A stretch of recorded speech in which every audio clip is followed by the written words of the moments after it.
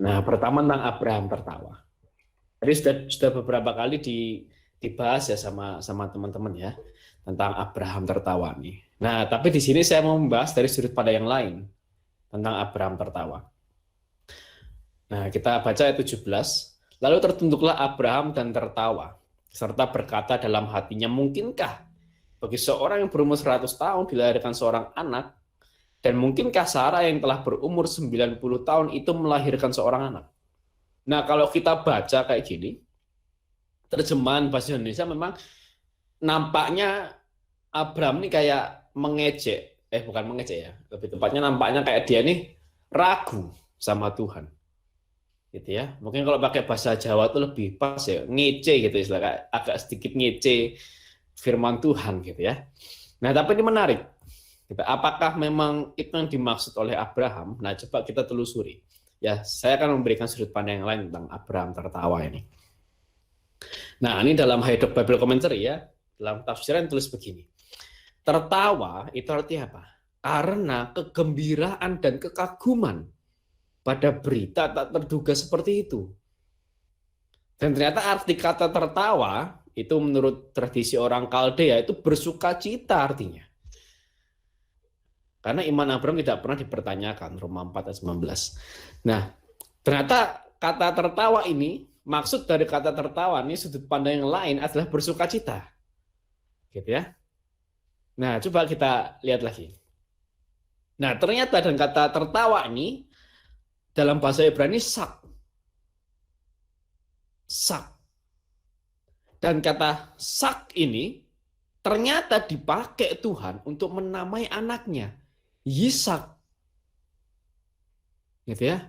Nah, kalau kata tertawa ini menurut Tuhan negatif dan Tuhan nggak suka, nggak mungkin dia ini akan dipakai untuk anaknya, Yitzhak. Tapi ternyata dari sini seakan Tuhan menyetujui dalam tanda kutip gitu ya, menganggap positif tertawanya Abraham. Maka Tuhan pakai tertawanya ini, Sak ini, untuk namanya nanti, Yitzhak. Gitu ya. Nah, ini ayat 19. Tapi Allah berfirman, tidak, melainkan istrimu Sarah yang akan melahirkan anak laki-laki bagimu, dan engkau akan menamai dia Ishak. Dan aku akan mengadakan perjanjianku dengan dia menjadi perjanjian yang kekal untuk keturunannya. Dan ini, ternyata Ishaknya dipakai untuk nama anaknya, Ishak. Dan yang lebih menariknya lagi, gitu ya, yang menurut saya paling menarik adalah ini. Ketika Yesus bilang, berkata dalam Yohanes 8 ayat 56, Abraham, Bapamu bersuka cita bahwa ia akan melihat hariku, hari Yesus maksudnya, dan ia telah melihatnya dan ia bersuka cita. Gitu ya. Nah, kalau kita baca dalam kitab suci yang biasa, yang terjemahan baru, memang nggak ada catatan kakinya tentang dari Yohanes 8 ayat 56 ini. Nah, tapi saya punya satu kitab suci, yaitu kitab suci Komunitas Kristiani, edisi pastoral. Nah, waktu kita baca Yohanes 8 ayat 56 ini, dia ada catatan kakinya di sini. Dan catatan kakinya itu merujuk kepada Kejadian 17 ayat 17. Ini menarik. Ya kan? Nah, jadi ternyata ketika Yesus berbicara bahwa Abraham bapamu bersuka cita, yang Yesus maksud ini Kejadian 17 ayat 17. Ketika Abraham tertawa. Gitu ya. Nah, ini menarik di sini. Jadi ternyata tertawanya Abraham itu bukan seperti tertawanya Sarah nanti. Nah, nanti pasal selanjutnya mungkin ya, atau beberapa pasal lagi ya. Tuhan berfirman kepada Abraham, nampak dalam 3 pribadi gitu ya. Tuhan berbicara pada Abraham bahwa Sarah akan melahirkan anak, dan ternyata Sarah tertawa. Gitu ya, dan ternyata Tuhan kurang suka dengan tertawanya Sarah. Ini ternyata tertawanya Sarah itu berbeda dengan tertawanya Abraham. Gitu ya. Tertawanya Abraham ternyata lebih kepada bersukacita. Nah, makanya maksud Abraham tertawa itu adalah bersukacita. Bukan hanya bersukacita karena janji kelahiran Ishak, tapi ia bersukacita karena telah melihat Mesias, tadi Yohanes 8 ayat 56 ya. Abraham, bapamu bersukacita bahwa ia akan melihat hariku, dan ia telah melihatnya dan ia bersukacita. Nah, itu tentang Abraham tertawa. Ya, jadi ini sudut pandang yang lain dari saya, yang saya temukan khususnya. Nah, itu yang pertama, tentang Abraham tertawa. Lalu yang kedua, ya, ini El Shaddai, ya kan? El Shaddai. Kita baca Kejadian 17 ayat 1. Ketika Abram berumur 99 tahun, maka Tuhan menampakkan diri kepada Abram dan berfirman kepadanya, "Akulah Allah yang Maha Kuasa. Hiduplah di hadapanku dengan tidak bercela." Nah, ini menarik. Dan ternyata akulah Allah yang Maha Kuasa ini adalah I am El Shaddai. El Shaddai, El Shaddai, Allah Maha Kuasa, gitu ya. Akulah Allah yang Maha Kuasa, I am El Shaddai. Dibilang begitu ya. Nah, ini menarik nih. Kita kalau baca kitab suci gitu ya, terus kita cari dalam bahasa aslinya, bahasa Ibrani, itu kita menarik kalau kita ngumpulin nama-nama Allah ini. Kemarin ada El Roy, El Shaddai, gitu kan. Nah, itu kita kumpulin nama-nama ini menarik. Gitu. Yahweh Rafa, Yahweh Nisi, ya itu menarik. El Shaddai, Allah yang Maha Kuasa. Nah, tapi ternyata nama ini tuh bukan nama yang unik. Ternyata itu, nama ini bukan nama yang unik. Gitu ya. Ternyata El Shaddai itu ternyata adalah bagi orang Mesopotamia, itu adalah Allah pegunungan atau dewa gunung. Itu El Shaddai. Nah, ini menarik nih, waktu saya cari tahu tentang hal ini menarik. Loh, ini kok Allah kok memperkenalkan dirinya sebagai El Shaddai, sedangkan El Shaddai adalah nama bagi dewa gunung, bagi orang Mesopotamia, gitu, atau Allah pegunungan, Allah gunung atau dewa gunung. Yang El Shaddai. Nah, ini menarik. Loh kok begitu ya?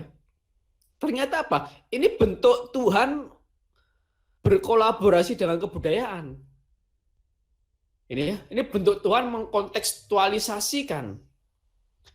Ya kan? Ini bentuk Tuhan mengkontekstualisasikan dengan kebudayaan. Sama kayak misal konteks zaman sekarang. Dalam bahasa Ibrani, ya kan, mereka menyebut Tuhannya sebagai Adonai Elohim. Orang Yahudi ngomong Adonai Elohim. Orang Samaria ngomong Yahweh Elohim. Orang Inggris ngomong Lord God.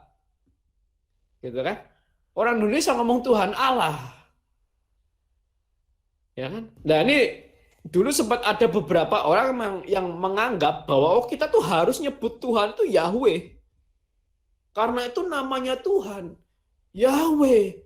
Nggak boleh kita nyebut sebagai Tuhan, nggak boleh. Yahweh, ini yang menurut saya ada pengetahuan yang mungkin perlu dibukakan gitu ya.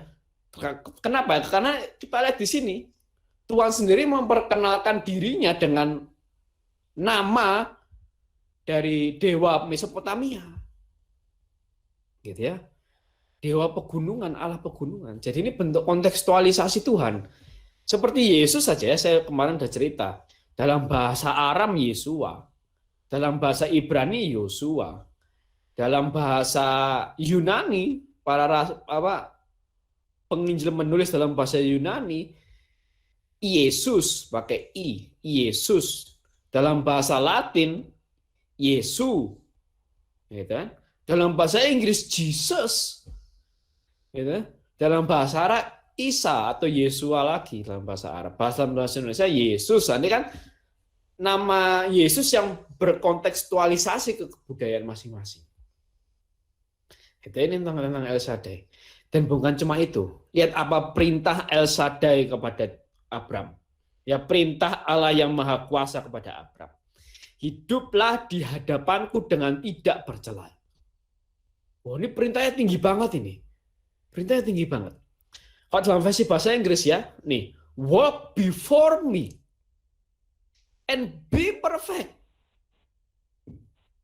ini saya selalu mengutip terjemahan yang Katolik punya ya, karena menurut saya itu lebih sesuai dengan konteksnya. Walk before me and be perfect. Itu kata Tuhan. Kata El Shaddai kepada Abraham itu. Ya kan? Walk before me artinya hiduplah di hadapanku atau ikutlah aku dan jadilah sempurna. Ya kan? Ini tuntutan El Shaddai ke Abraham. Gitu ya. Nah, dalam terjemahan bahasa Indonesia masa kini dikatakan taatilah aku dan lakukanlah kehendakku selalu. Itu kata El Shaddai, kata Allah yang Maha Kuasa kepada Abraham. Dan apakah ini masih berlaku sampai sekarang kepada kita orang Kristen? Ya. Nah, kita lihat dalam Didak ke Bible, dia harus berjalan di hadapan Tuhan dan tidak bercela. Komitmennya mengantisipasi hidup sebagai murid Kristus. Mencari kekudusan dan kesempurnaan Kristen ternyata masih relevan dengan zaman kita. Bahwa kita dituntut seperti Abraham, hidup di hadapan Tuhan, hidup mengikuti Tuhan, atau hidup taat kepada Tuhan, dan melakukan kehendak Tuhan selalu, atau tidak bercela, jadi sempurna. Gitu ya. Dan kenapa kok kita dituntut ini? Karena El Shaddai tadi. Karena dialah Allah yang Maha Kuasa. Maka sudah layak dan sepantasnya kalau Allah yang Maha Kuasa, yang pegang hidup kita secara penuh, yang pegang seluruh dunia secara penuh, menuntut kita untuk kamu taati perintahku, dan hidup tidak bercela, hidup sempurna, lakukan kehendakku selalu. Pantas. El Shaddai berkata seperti itu pantas. Karena dialah yang Maha Kuasa. Dialah El Shaddai. Dan ternyata konteks ini masih melekat dalam diri kita orang Kristen. Diri kita sebagai murid Kristus masih melekat. Maka Yesus bilang, hendaklah engkau sempurna, haruslah engkau sempurna seperti Bapamu sempurna adanya. Ya kan saya pernah katakan ini beberapa minggu yang lalu, mungkin beberapa bulan yang lalu, bahwa kita tuh satu-satunya agama, gitu, satu-satunya iman yang dituntut sempurna. Kenapa kita disuruh sempurna? Karena itu mungkin. Dalam Kristus kesempurnaan itu mungkin. Ya sekali lagi, di dalam Kristus kesempurnaan itu mungkin. Karena pengorbanan Kristus menyempurnakan kita. Nah itu. Ya. Jadi kita ini bisa benar-benar bersih dari dosa ketika kita mengakui dosa kita. Ketika kita bertobat. Dan lalu kita berbuat dosa lagi, maka kita dituntut apa? Bertobat lagi. Itu hidup yang sempurna. Gitu. Bukan artinya kita tidak akan pernah berbuat dosa. Tapi ketika kita berdosa, kita bertobat. Jadi sempurna lagi. Ya kan? Yang dosa kita merah seperti darah, gitu kan? Bisa dijadikan Tuhan putih seputih bulu domba, kata Tuhan begitu.